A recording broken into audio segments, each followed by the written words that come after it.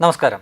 കഴിഞ്ഞ ഏതാനും ദിവസങ്ങളായി ഇന്ത്യയും പാകിസ്ഥാനും ഇടയിൽ സംഭവിച്ചുകൊണ്ടിരുന്ന ആ സംഘർഷങ്ങൾ അത് മൂർധന്യാവസ്ഥയിലേക്ക് പോവുകയായിരുന്നു. എന്നാൽ ഇപ്പോൾ ഏതാനും മണിക്കൂറുകൾക്ക് മുമ്പ് പാകിസ്ഥാനിലെ DGMO, അതായത് ഡയറക്ടർ ജനറൽ ഓഫ് മിലിറ്ററി ഓപ്പറേഷൻസിൻ്റെ തലവൻ നമ്മുടെ DGMOയെ നേരിട്ട് വിളിക്കുകയും ഏതാണ്ട് അപേക്ഷയുടെ ഭാഷയിൽ ഞങ്ങൾ വെടിനിർത്തലിന് തയ്യാറാണ്, അതിനാൽ നിങ്ങളും വെടിനിർത്തുക എന്ന് അപേക്ഷിച്ചതിനെ തുടർന്ന് നമ്മുടെ സൈനിക നേതൃത്വം എല്ലാ തരത്തിലുള്ള വെടിനിർത്തൽ ഇപ്പോൾ പ്രാബല്യത്തിൽ വരുത്തിയിരിക്കുകയാണ്. അത് ഈ മനസ്സിലാക്കിയെടുത്തോളം 5 മണി മുതൽ അത് പ്രാബല്യത്തിലായി എന്നാണ് മനസ്സിലാക്കാൻ പറ്റുന്നത്.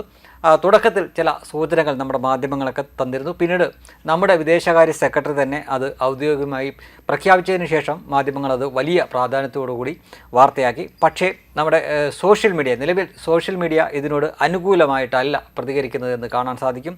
നരേന്ദ്രമോദി ഈ പച്ചകളെ അങ്ങ് ഇല്ലാതാക്കണമായിരുന്നു എന്ന തരത്തിൽ കടുത്ത കമൻറ്റുകളും പോസ്റ്റും ഒക്കെ ഇടുന്ന സോഷ്യൽ മീഡിയയിലെ ആളുകളെയൊക്കെ കാണാൻ സാധിക്കും. ഇതൊരു നല്ല അവസരമായിരുന്നു, പച്ചകളെ ശരിക്കും ഒരു പാഠം പഠിപ്പിക്കണമായിരുന്നു, ഇത് നിർത്താൻ പാടില്ലായിരുന്നു, അവരെത്ര കരഞ്ഞ് കാലു പിടിച്ചാലും അടിച്ച് തകർക്കണമായിരുന്നു, അവിടെയുള്ള അവസാനത്തെ ഭീകരനെ വരെ ഇല്ലാതാക്കണമായിരുന്നു. ഇനി മേലിൽ ഒരിക്കൽ പോലും ഇന്ത്യക്ക് നേരെ ഒരു വിരൽ ചൂണ്ടാൽ പോലും അവർ തയ്യാറാവരുത്, അതുപോലുള്ള ഒരു പാഠം പഠിപ്പിക്കണമായിരുന്നു. ഇപ്പോൾ ഈ വെടിനിർത്തൽ വേണ്ടായിരുന്നു എന്നാണ് സോഷ്യൽ മീഡിയ പൊതുവെ ഇതിനോട് പ്രതികരിക്കുന്നത്. പുറത്ത് നമ്മുടെ ജനങ്ങളും ഏതാണ്ട് സമാനമായ തരത്തിൽ തന്നെയായിരുന്നു. ഇത് ശരിക്കും കാശ്മീരിൽ കൊല്ലപ്പെട്ട നമ്മുടെ നിരപരാധികളായിട്ടുള്ള 27 പേർക്ക് നീതി കിട്ടിയോ? അവിടെ കുറേ നാശനഷ്ടങ്ങളും മറ്റുമൊക്കെ നമ്മൾ വരുത്തിയിട്ടുണ്ട്. പക്ഷേ അത് പോരായിരുന്നു.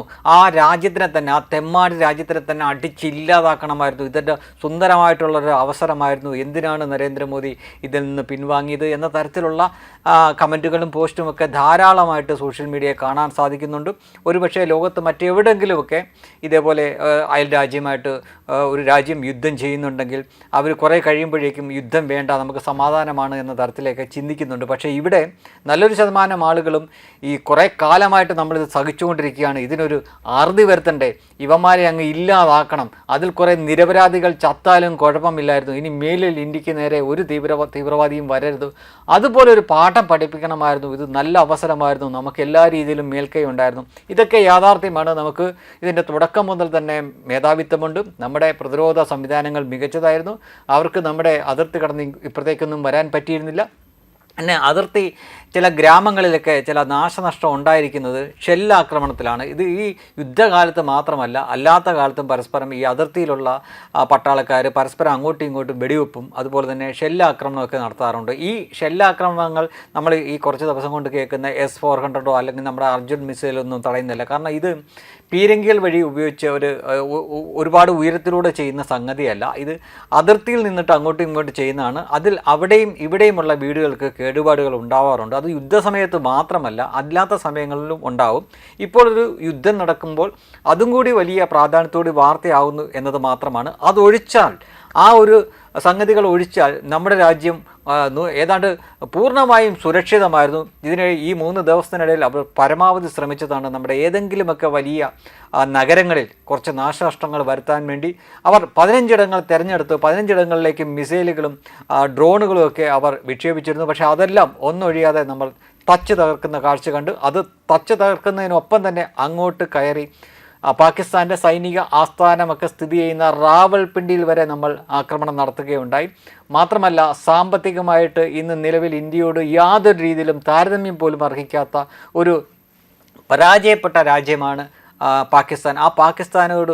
പാകിസ്ഥാൻ ഇന്ത്യയോട് ഒരു തുറന്ന യുദ്ധത്തിലേക്കൊക്കെ വന്നാൽ ദിവസങ്ങൾ, ഒരാഴ്ച പോലും തികച്ച് പിടിച്ചിരിക്കാൻ അവർക്ക് പറ്റില്ല. ഇപ്പോൾ തന്നെ ലോകബാങ്കിനോട് എരന്നിട്ട് അവർ കടം കൊടുത്ത് അതുകൊണ്ട് മാത്രം പിടിച്ചു നിൽക്കുന്ന ഒരു രാജ്യമാണ് പാകിസ്ഥാൻ. അവിടെ പാലിനും ആട്ടയ്ക്കുമൊക്കെ വില ആകാശത്തോളം ഉയർന്നുകൊണ്ടിരിക്കുന്നു. മാത്രമല്ല, അവിടുത്തെ ജനങ്ങളാകപ്പാടെ പാനിക്കായി മാറിയിരിക്കുന്നു. പക്ഷേ നമ്മുടെ ഇവിടുത്തെ ജനജീവിതമൊക്കെ അതിർത്തിയിൽ ഒഴിച്ചാൽ ബാക്കി എല്ലായിടത്തും സാധാരണമായിട്ട് പോകുന്ന ഒരു കാഴ്ചയാണ് കാണുന്നത്. അപ്പോൾ വെടിനിർത്തൽ ആവശ്യം അവരുടെയായിരുന്നു. അതുകൊണ്ടാണ് അവർ നമ്മുടെ കാലു പിടിക്കേണ്ടത് വന്നത്. പക്ഷേ നമ്മുടെ ജനങ്ങൾക്ക് ഈ വെടിനിർത്തലിനോട് പോസിറ്റീവായിട്ടുള്ള ഒരു അഭിപ്രായമല്ല എന്ന് കാണാം. അവർ കുറേ കൂടി ആഗ്രഹിച്ചിരുന്നു പാകിസ്ഥാനിലെ കുറേ ഭാഗങ്ങളെങ്കിലും അവർക്ക് ഇനി ജീവിതത്തിൽ ഒരിക്കലും മറക്കാത്ത തരത്തിൽ നല്ല തിരിച്ചടി കൊടുക്കണമെന്നും അവിടെ അവസാന ഭീകര കേന്ദ്രങ്ങൾ വരെ തച്ച് തകർക്കണമായിരുന്നെന്നും അതിനകത്ത് തന്നെ കടന്ന് ചെയ്യണമായിരുന്നു എന്ന അഭിപ്രായമാണ് സോഷ്യൽ മീഡിയ പ്രകടിപ്പിക്കുന്നത്. ഇതുവരെ നമ്മൾ ചെയ്തുകൊണ്ടിരുന്നത് എന്താണെന്ന് ചോദിച്ചു കഴിഞ്ഞാൽ അവരുടെ അതിർത്തി കടക്കാതെ, അതായത് നമ്മുടെ വിമാനങ്ങളൊക്കെ നമ്മുടെ വ്യോമ അതിർത്തിയിൽ നിന്നുകൊണ്ട് തന്നെ അതിൽ നിന്ന് മിസൈലുകളും ഡ്രോണുകളുമൊക്കെ നിയന്ത്രിച്ചു അവരുടെ സ്ഥലങ്ങളിലേക്ക് ആക്രമിക്കുകയായിരുന്നു നമ്മൾ ചെയ്തത്. അതേപോലെ തന്നെ നേവിയും അങ്ങനെ തന്നെയാണ് ചെയ്തത്.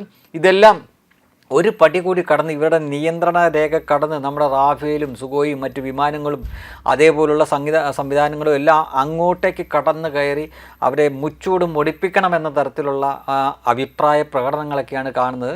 ഒരു വശത്ത് കുറച്ച് ആളുകൾ സമാധാനം വേണമെന്നൊക്കെ മാനവികതയൊക്കെ പറഞ്ഞുകൊണ്ട് വരുന്നുണ്ട്. ഏത് തരത്തിലുള്ള ആളുകളാണ് എന്ന് ഞാൻ പ്രത്യേകിച്ച് പറയേണ്ട കാര്യമില്ലല്ലോ. പക്ഷേ പൊതുവെ രാഷ്ട്രീയ മത ജാതി ഭേദമന്യേ തന്നെ നല്ലൊരു ശതമാനം ആളുകൾക്കും ഇതിപ്പോൾ ഈ വെടിനിർത്തലിനോട് അവർക്ക് താല്പര്യമില്ല. ശരിക്കും കുറച്ചുകൂടി കടുത്ത രീതിയിൽ ഇവരെ അങ്ങ് ആക്രമിക്കണമായിരുന്നു എന്ന് തന്നെയാണ് അവർ ജീവിതത്തിൽ ഇനി ഒരിക്കലും മറക്കരുത്. ഇനി നമ്മുടെ ഒരു സാധാരണ ജനത്തിൻ്റെ നേരെ പോലും വന്നിട്ട് ഇതുപോലെ പോയിന്റ് ബ്ലാങ്കിൽ തോക്കും വെച്ചിട്ട് വെടിവെക്കുന്ന രീതിയിൽ അവർക്ക് ചിന്തിക്കാൻ പോലും പറ്റാത്ത, ഇനി അങ്ങനെ അവർക്ക് സങ്കല്പിക്കാൻ പോലും പറ്റാത്ത രീതിയിൽ അവർക്ക് നല്ല അടി കൊടുക്കണമായിരുന്നു എന്നാണ് നല്ലൊരു ശതമാനം ആളുകൾ പറയുന്നത്. അതിനാൽ തന്നെ പലർക്കും ഈ വെടിനിർത്തൽ എന്ന് കേട്ടപ്പോൾ ചിലതൊക്കെ മൂട് പോയി നല്ല രസിച്ച് വരുമായിരുന്നു. ഇത് സംഗതിയൊക്കെ ശരിയാണ്. ഈ കേരളത്തിൽ പോലുള്ള സ്ഥലത്തിരിക്കുമ്പോൾ യുദ്ധത്തിൻ്റെ ഒരു ഗതിയും ഇന്ന് വരെയും അനുഭവിക്കാത്ത ഒരു ജനതയാണ് ഞാനും നിങ്ങളുമൊക്കെ. അതിനാൽ ഇത് ഇവിടെ നിന്ന് പറയാൻ എളുപ്പമാണ്, പക്ഷേ അതിർത്തിയിലുള്ളവരോട് ചോദിക്കുമ്പോൾ അങ്ങനെ ആയിരിക്കില്ല. ഞാൻ നേരത്തെ പറഞ്ഞ പോലെ തന്നെ ഈ ഷെല്ലാക്രമണം എന്നത് അങ്ങോട്ടും ഇങ്ങോട്ട് അത് തടയാനാവില്ല. അത് ഇങ്ങനെ ഇടയ്ക്ക് വെച്ചൊന്നും നമ്മുടെ S-400 കൊണ്ടോ അല്ലെങ്കിൽ അഗ്നി മിസൈൽ പോലുള്ള ഒന്നും ഒരിക്കലും ഈ ഷെല്ലിനെതിരെ പ്രയോഗിക്കാറില്ല. അത് അങ്ങോട്ടും ഇങ്ങോട്ടും രണ്ട് രാജ്യങ്ങളും അങ്ങോട്ടും ഇങ്ങോട്ടും ചെയ്യാറുണ്ട്. അപ്പോൾ അവിടെയും സാധാരണക്കാർ മരിക്കും, ഇവിടെയും സാധാരണക്കാർ മരിക്കും. അങ്ങനെയാണ് നമ്മുടെ 10-16 സാധാരണക്കാരോളം മരിച്ചിരിക്കുന്നത്. കൂട്ടത്തിൽ നമ്മുടെ ജവാന്മാരുമൊക്കെ മരിച്ചിട്ടുണ്ട്. അത് അതിർത്തിയിൽ സ്ഥിരമായിട്ട് നടക്കുന്ന ഒരു കാര്യമാണ്. മുൻപൊക്കെ നമ്മൾ എല്ലാ ദിവസവും വാർത്തയിൽ കാണുന്നതാണ് 5 പേര് മരിച്ചു, 10 പേര് മരിച്ചു. കുറേ കാലമായിട്ട് അത്തരം കാര്യങ്ങളൊന്നും ഇല്ലായിരുന്നു. പക്ഷേ ഇപ്പോൾ ഈ യുദ്ധത്തിൻ്റെ ഈ മറവിൽ ഈ സംഗതി കൂടി അതിർത്തിയിൽ നടക്കുകയും അങ്ങനെ ഏതാനും വീടുകൾക്ക് നമുക്ക് നഷ്ടപ്പെട്ടു. അതുപോലെ തന്നെ കുറച്ച് ആളുകളുടെ ജീവൻ നഷ്ടപ്പെട്ടു. ഇതൊഴിച്ചാൽ ഈ കാശ്മീരിലെ പകൽഗാമിൽ നടന്ന സംഭവത്തിന് ശേഷം ഇന്ത്യ ചെയ്ത നടപടിയിലെല്ലാം നമുക്ക് എന്താ പറയുക, അത് മൃഗീയമായിട്ടുള്ളൊരു മേൽക്കൈയായിരുന്നു പാകിസ്ഥാൻ മേൽക്കെട്ടി. അത് ലോകത്തിന് തന്നെ ബോധ്യമാവുന്ന തരത്തിൽ നമുക്കത് കാട്ടിക്കൊടുക്കാൻ പറ്റി. നമ്മുടെ പ്രതിരോധ സംവിധാനങ്ങളെല്ലാം മികച്ചതാണ്. അതേപോലെ തന്നെ ചൈന ശരിക്കും നാണം കെട്ട് നിൽക്കുന്ന ഒരു കാഴ്ച കൂടി കാണുന്നുണ്ട്. ചൈന കൊടുത്ത സാധനങ്ങളെല്ലാം വെറും കളിപ്പാട്ടം മോഡലായിരുന്നു, അല്ലെങ്കിൽ കളിപ്പാട്ടത്തിൻ്റെ പോലും നിലവാരമില്ലാത്തതായിരുന്നു എന്ന് തരത്തിൽ പാകിസ്ഥാൻകാർ തന്നെ കളിയാക്കുന്ന ഒരു കാഴ്ചയാണ് കാണുന്നത്. അതിൻ്റെ ഒപ്പം തന്നെ പാകിസ്ഥാൻ സൈന്യത്തിന് എന്തെങ്കിലും ഒരു ആത്മവിശ്വാസം ഉണ്ടായിരുന്നെങ്കിൽ അതിൻ്റെ കടക്കൽ കൂടെ വെട്ടിയിട്ടാണ് ഇപ്പോൾ ഇന്ത്യ ആത്യന്തികമായിട്ട് ഒരു വലിയ വിജയം നേടിയെടുത്തിരിക്കുന്നത്. എത്രയോ പതിറ്റാണ്ടുകൾക്ക് ശേഷമാണ് പാകിസ്ഥാനിൽ ഇപ്പോൾ കടന്നു കയറി റാവൽപിണ്ടി വരെ പോയി ഇത്രയും ആക്രമണം നടത്തിയിരിക്കുന്നത്.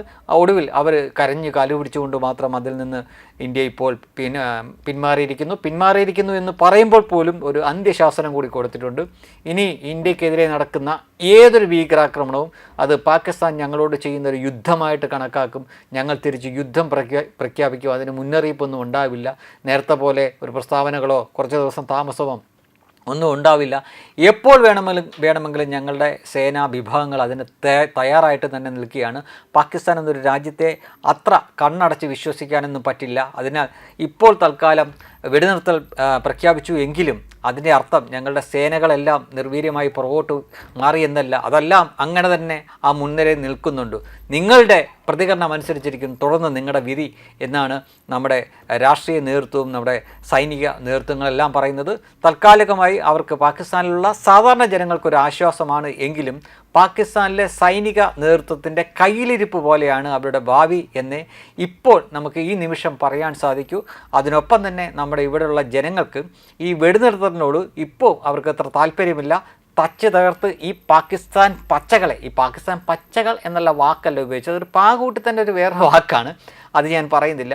അവരെ ഇല്ലാതാക്കണമായിരുന്നു എന്ന തരത്തിലുള്ള പ്രതികരണം, കടുത്ത രൂക്ഷമായിട്ടുള്ള പ്രതികരണമാണ് സോഷ്യൽ മീഡിയയിലും മറ്റുമൊക്കെ നമുക്ക് കാണാൻ സാധിക്കുന്നത്.